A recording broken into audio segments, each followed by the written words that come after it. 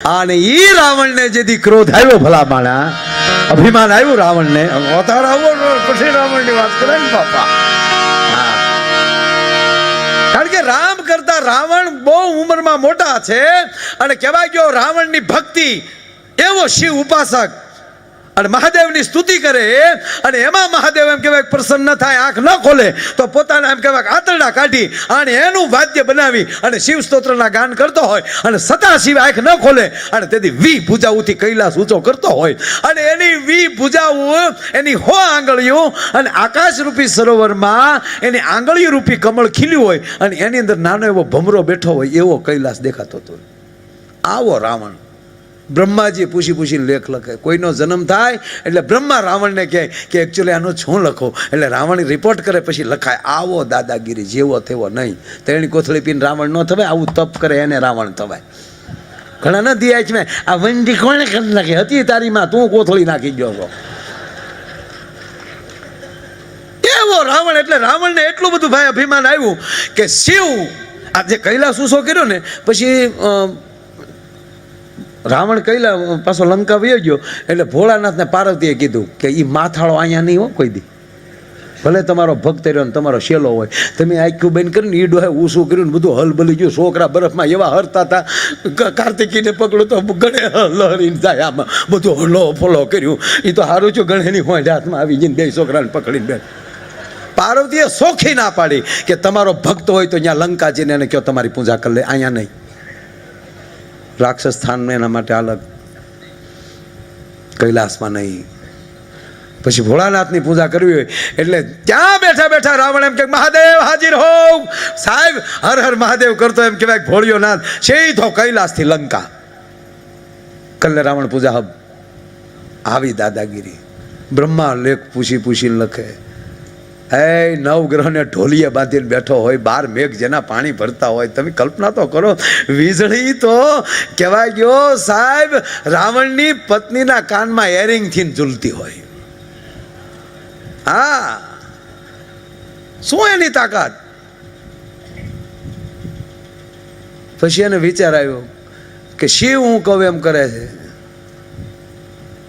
બ્રહ્મા મને પૂછીને લેખ લે. વિષ્ણુ જો મારા હાથમાં આવી જાય ને તો ત્રણેય લોકમાં ભાઈડાનો ડંકો વાગી જાય ને સ્વાચરા કાઢી નાખો.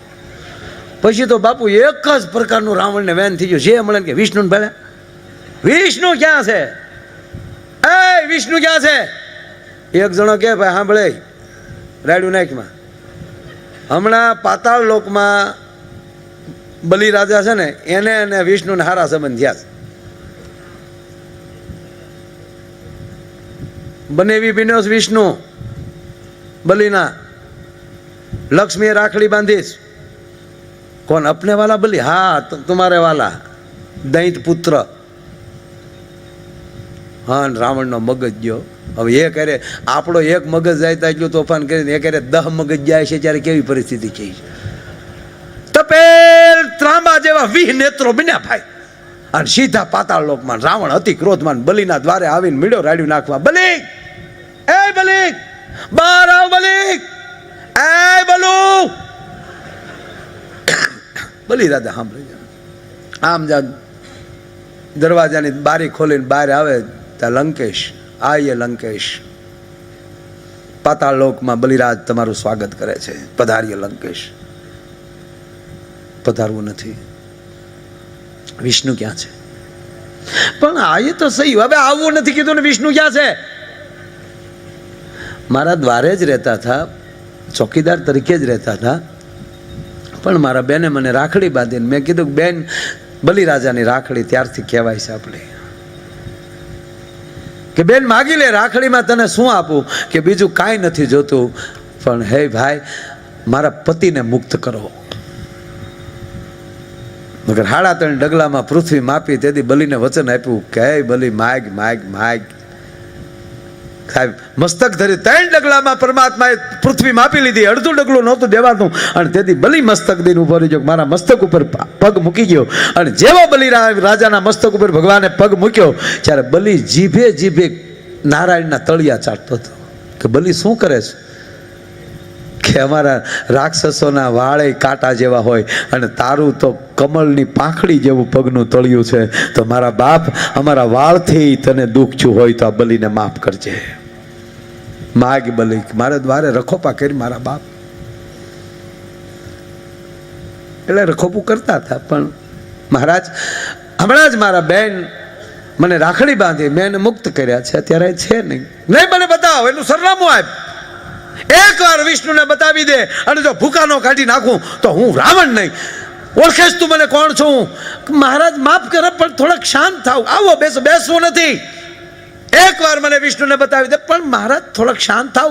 નાય બલી, આ રાવણ મારી ભુજાઓની 20 ભુજાઓની તાકાત, મેં કૈલાસ ઊંચો કર્યો. જેમ દડો ઊંચો કરે એમ મેં કૈલાસ ઊંચો કર્યો. 70 વાર બોલી ગયો મેં કૈલાસ ઊંચો કર્યો. પણ કે ધીરો રહે ને ભાઈ. અને ત્રીજી વાર કીધું બલી તને કહું વિષ્ણુ ક્યાં છે? અને પછી બલી બોલ્યો કે હે રાવણ, નારાયણ આ ખોરડે આવી ગયો એટલે મારામાં વિવેક આવી ગયો એટલે તું મને આવો સમજેશ? તું તો કાલ હવારે રાવણ થયો. એકવાર આ પૃથ્વીનો માલિક મહારાજ બલી હતો. તું શું કરેશ વાત? સાવધાન રાવણ, મહેમાનગતિ કરું છું એનો અર્થ એ નથી કે તું ગમે એવા શબ્દ વાપરેશ. આવ અંદર. ક્યારનો અભિમાન કરેશ. વિષ્ણુ ક્યાં છે? વિષ્ણુ ક્યાં છે? તને બતાવું. અંદર આવે છે અને મહારાજ બલી એમ કહે છે, ખાબડી રાવણ, તારે નારાયણનો જેટલો સાળા કરવા એટલા કરી લેજે. પણ એક કહું કે એના ભક્તનો સાળો કોઈ દી કરતો નહીં. નહીં મારો બાપ કોઈ દી એમ કહેવાય મોજડી પહેરવાય ખોટી નહીં થાય. અને તારે જોવું છે ને કે વિષ્ણુ શું છે, વિષ્ણુ શું છે. મહારાજ સાંભળી લે, તારે કઈ વિષ્ણુ એને વાંધો ખરો? મારે તો પેઢીઓથી વેર હાલ્યો આવે છે. હું તારી ઘોડે બેકી ગયો તો કારણ કે મારા મોટા દાદા હિરણ્યકશિપુનો માર્તલી હતો ત્યારનો હું ગોતતો હતો કે વિષ્ણુએ મારા દાદાને માર્યો હતો. મારે તો વેર હાલતું હતું.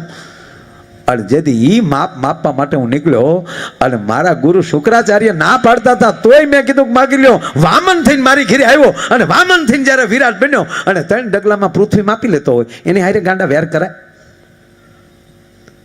મારું અભિમાન ઓગળી ગયું. અને સાંભળી લે રાવણ, વિષ્ણુ ક્યાં છે? વિષ્ણુ ક્યાં છે? જોશું કે છો ને. પણ મારો મોટો દાદો હિરણ્યકશિપુ જેથી એની હામો ડગલા માંડતો હતો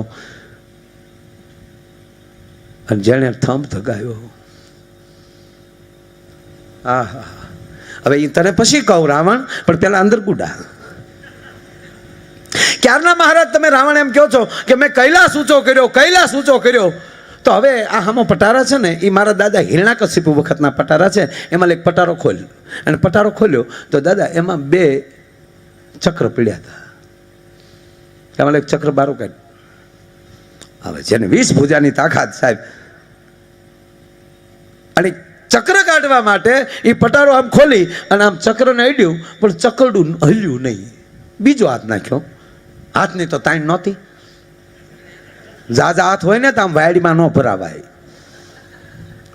પટારાના દરવાજાને સાહેબ પછી તો રાવણે ઘા કર્યો, સ્વયં પટારામાં ઉતર્યો અને વિષય ભુજાઓની તાકાત કરી હલબીલ્યો પણ ચકરડું હલ્યું નહીં. ભોંઠો બહુ પીડ્યો. બલી હામું જોયો, સગડા હામું જોયો. બલી કે બહાર વી હામું જોમાં બહાર આવ. હલ્યું કે ના? હા ભલે રાવણ, કૈલાસ ઊંચો છો હશે ને તો તારી ભક્તિથી છો હશે, તારી શક્તિથી નહીં થયો હોય. કારણ કે ભક્તિથી ભગવાન હળવો થઈ જાય, તુલસીને પાંદડે તોળાઈ જાય ગાંડા. અને ક્યારનો છોટો મેં કૈલાસ ઊંચો કર્યો. આ કાઢને ચકડું. રાવણ કઈ બીજું ઘરે ગયું છે હું મૂળ મુદ્દો કાને રાવણ એ બીજું કાંઈ નથી. મારો દાદો હિરણ્યકશિપુ છે ને એના કાનના એરિંગ છે. તો રાવણ કલ્પના કરી લે કે એના કાનના એરિંગ જો તારથી ઊંચા ન થતા હોય તો એરિંગ આવા હોય તો એના માથાનો મુંગટ કેવો હશે? ખોલ બીજા પટારો ઓલી બાજુ પડ્યું. હે રાવણ, માથાનો મુંગટ એવો હોય તો એના બાજુબંધ કેવા હશે? એની પગની મોજડીઓ કેવી હશે? હે રાવણ, એનો બખ્તર કેવું છે? અરે છોડ, એના હાથની ગદા કેવી હશે? ખોલ પટારો. નથી ખોલવો તો સાંભળી લે રાવણ, આ કુંડળનો ધારણ કરનાર, આ મુંગટ પહેરનાર, આ બખ્તર બાંધનાર અને આ ગદાને ટચલી આંગળીએ રમાડનાર એવો મારો દાદો હિરણ્યકશિપુ. અને જેથી વૈશાખ 14ને દિવસે એમ કહેવાય કે જેથી થંભ ધગાવ્યો અને પ્રહલાદને કીધું બધ ભાઈ. અને પ્રહલાદની આંખમાં આહુડ આવ્યા. પિતાજી માફ કરવું, પગે લાગુ તમને, હવે પાછા ફરો. કે નહીં, તારો હરી હોય તો ભર બાત.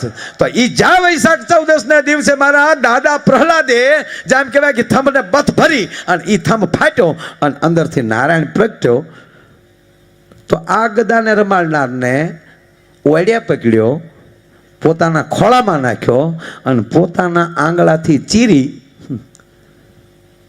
અને હાલતો થઈ ગયો તો એ વિષ્ણુ. આવી કઈ તારામાં તાકાત ખરી?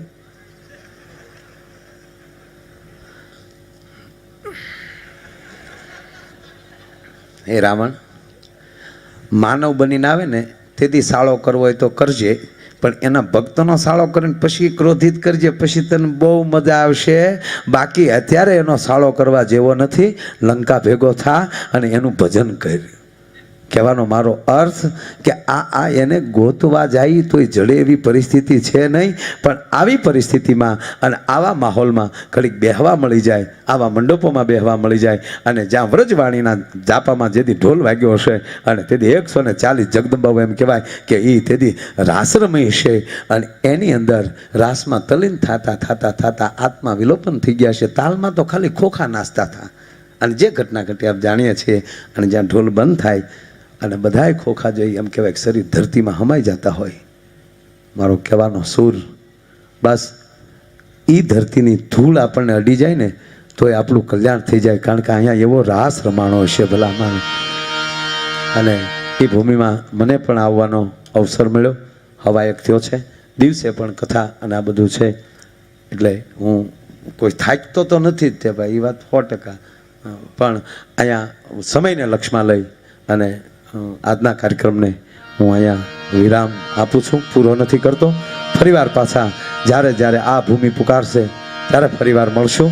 આ સાથે આજના કાર્યક્રમને વિરામ આપું છું. અસ્તુ. જય શ્રી રામ.